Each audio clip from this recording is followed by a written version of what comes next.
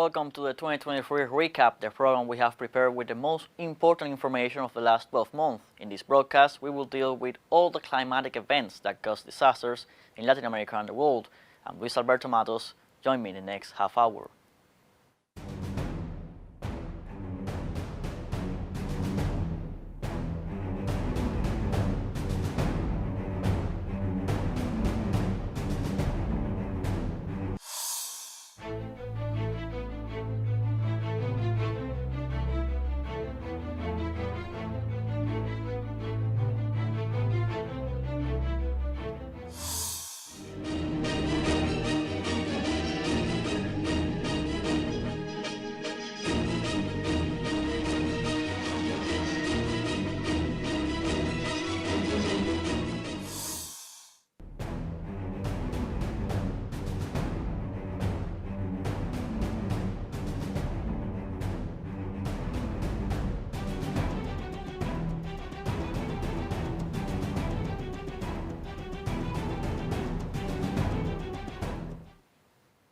In early 2023, Turkey and Syria were hit by a 7.8 magnitude earthquake, described as one of the worst in the last 100 years, leaving thousands dead and hundreds of material damages. Here we bring you a recount of what happened.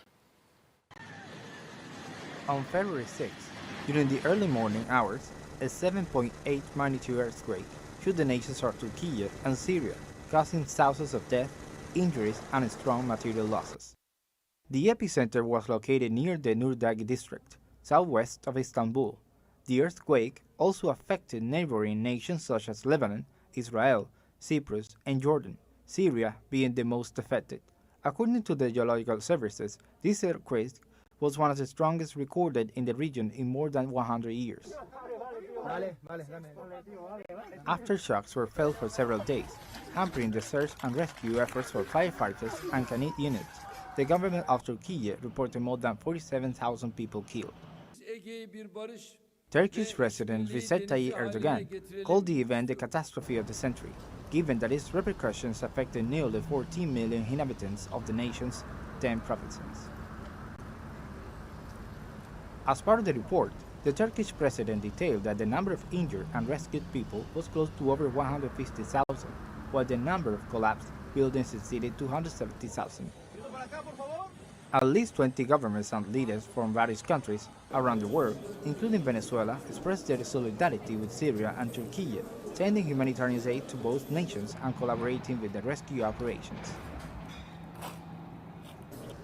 The earthquake left economic consequences in both nations. The Turkish currency fell to 18.85 units per US dollars, partly due to the pressure of the strengthening of the dollar in those days.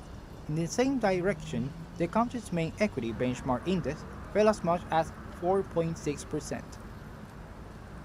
According to data from official Syrian organizations, the February 6 earthquake left nearly 6,000 dead and more than 7,000 wounded, and the number of homeless families exceeded 91,000. The material losses are estimated at more than $5 billion. In November, Turkey experienced another seismic event, this time of 5.5 magnitude at about 69 kilometers from the city of Osmaniye, with no damage reported. The earthquake occurred at a depth of 10 kilometers and was felt in several regions of the country and in the north of Syria. Thousands of families in Latin America and around the world were affected by catastrophic flooding caused by heavy rains in 2023. Here we tell you more. In Bolivia, the rainy season began in February after several weeks of drought, causing flooding and damage to infrastructure in several regions of the country. At least one person died and 3,400 families were affected at the start of the season. The government allocated nearly $1 million to support municipalities and governor's offices.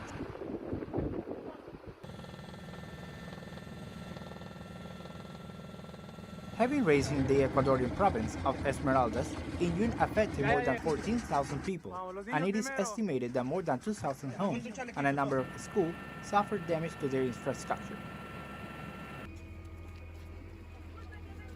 Similarly, about 1,800 people were evacuated from the southern Chile due to flooding of the Maule River as a result of the rains, resulting in at least 3 deaths.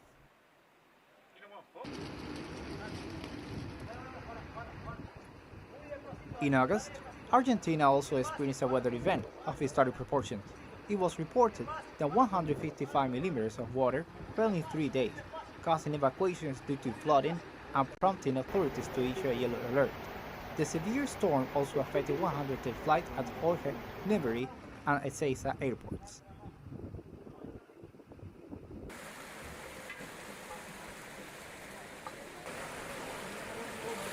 In November, Brazil was hit by heavy rains that killed 8 people in Sao Paulo and 2 in the state of Santa Catarina. Winds of at least 150 kilometers per hour were recorded due to the rains. The flooding affected energy supplies, causing the hydroelectric company to shut down, affecting reservoir levels and the delivery of basic services. Similarly, in Guatemala, the rainy season of the same month caused 65 deaths and affected more than 23,690 people in several regions of the Central American country. Heavy rains and floodings in Somalia in early December displaced more than 1 million people and killed 110 in at least 36 districts. At least 37 boats delivered supplies and helped evacuate stranded people in Hirshabelle state, in the center of the country, and Jubaland in the south of the African nation. Japan, China, the Philippines, among other Asian countries were affected by typhoons in 2023 also. This caused flight cancellations, massive evacuations and power outages. More details in the following material. Typhoon Doksuri caused widespread damage in China in late July. Authorities in that country reported numerous fatalities, as well as landslides and blockages on several roads in the province of Heilongjiang, in the northeastern part of the country. Typhoon Doksuri left at least 20 dead and 13 missing. Another tropical cyclone recorded this year was Typhoon Kanun, considered the first to cross the Korean peninsula from Okinawa in Japan, moving northward and disappearing in China. Authorities estimated that it left at least 2 people dead and 60 injured in Japan alone, and numerous roads damaged in China. In the Philippines, more than 500,000 people were affected as a result of Typhoon Haikui and Saola, which hit the southeast of the Asian country, triggering flight cancellations and flooding. Typhoon Haikui made landfall and weakened on the Chinese island of Taiwan. Typhoon Saola crossed the Philippines and reached China. Typhoon Talim also wreaked some havoc in southern China, as well as in Vietnam, causing flight suspensions and damage in Guangdong province.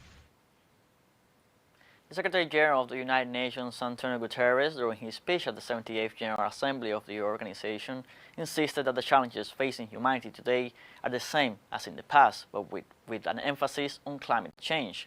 Here is what he had to say on the subject. Climate change does not merely mean a change in the weather. Climate change is going to change, and it is changing life on our planet. It affects every aspect of our work. It kills people, and it destroys communities. Around the world, we see not only rising temperatures, but accelerating sea level rise, melting glaciers, deadly diseases, spreading species becoming extinct, and cities under threat, and this is only the beginning. Guterres also emphasized, but I'm not sure that all leaders feel the same warmth because our actions are not up to the task. We still have time to stay within the 1.5 degrees Celsius limit as the Paris Agreement. But we need to implement drastic measures now to reduce greenhouse gas emissions and to ensure climate justice for those who did not cause the crisis but pay the highest price.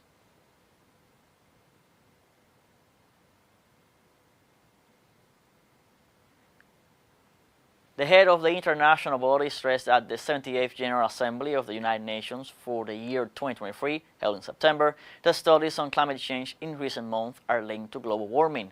Guterres also denounced that the world's major industries have tried to block the transition to a world free of polluting emissions.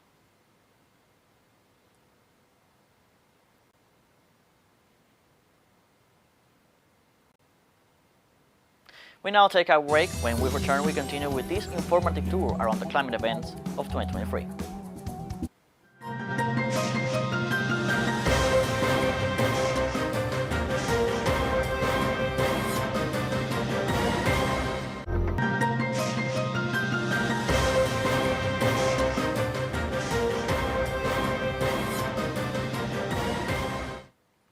We continue in our 2023 recap. During 2023, the world was affected by various natural phenomena that caused havoc on the population, such as earthquakes, volcanic eruptions, and forest fires. Below we talk about some of these. An earthquake of magnitude 6.5 was recorded on March 18th in the province of Guayas, in the southwest of the country, leaving at least 489 injured, 15 dead, and 1,008 affected. In September, Morocco suffered an earthquake of magnitude 6.8 with the regrettable number of approximately 2,946 deaths. The last earthquake that has been recorded to date is the one that happened in Afghanistan last October, which left more than 2,400 dead. Various volcanoes in the world also erupted this year. Such is the case of the Kilauea volcano in the island of Hawaii, while in April, the Rincón de la Vieja volcano in Costa Rica began eruption. Likewise, the volcano in Indonesia, Anak Krakatoa, erupted in the month of June, expelling a column of ash of more than 3 kilometers. On the other hand, Canada had at least 1,052 active forest fires across the entire territory, while in the United States, the flames consumed the island of Maui in Hawaii, leaving around 388 people missing, 115 dead, and thousands damned in the month of August. In Bolivia, more than 3 million hectares were affected by forest fires. Since the month of October, the authorities registered at least 16 fires in the departments of Santa Cruz, Cochabamba, La Paz, and Beni. The Bolivian government mobilized more than 4,000 firefighters and more than 1 million liters of water were downloaded to suffocate the forest fires. Finally, in the middle of November, the authorities reported that the country was fire-free. Similarly, Brazil recorded more than 2,000 fires in November in the Pantanal National Park, the Doros Reserve, and the Encontro das Aguas State Park, affecting conservation areas and many forests. In Japan, in the month of August, the release of radioactive water from the Fukushima nuclear power plant began, starting international debate. Let's go over some images that were captured by photojournalists. At least 7,800 tons of waste and radioactive water accumulated at the Fukushima nuclear power plant were discharged. This operation was supported by the Asian authorities and the UN regulatory agency, but criticized by China and environmental activists, who denounced the seriousness of the consequences that this would have in the future, thus worsening the ecological crisis that the planet is experiencing.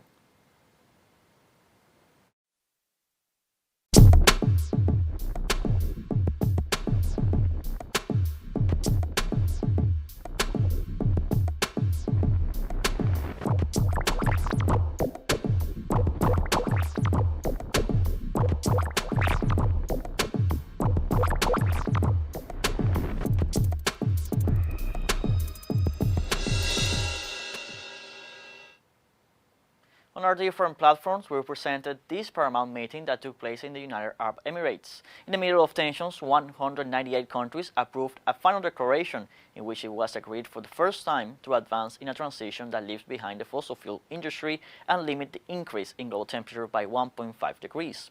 In this context, a study was presented that estimates that by 2030, the world could exceed the threshold of 1.5 degrees Celsius global warming, which would be catastrophic for the planet.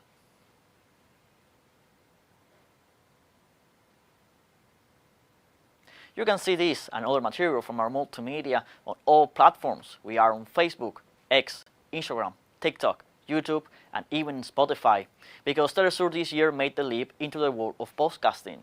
Before finishing the first 2023 recap, we leave you with a music video titled Salva la Tierra, Save the Earth, of the artist Robert Leon, that invites to reflect and to act in favor of life. Likewise, this music talks about contamination and pollution, and of how human beings with certain practices destroy the forest, provokes the death of birds, fish, and produce the seas and rivers. That is why from teleSUR we invite you to take care of our planet.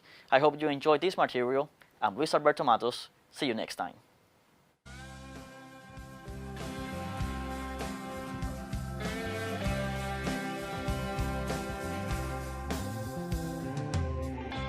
Millones de aves mueren al año, lo sé.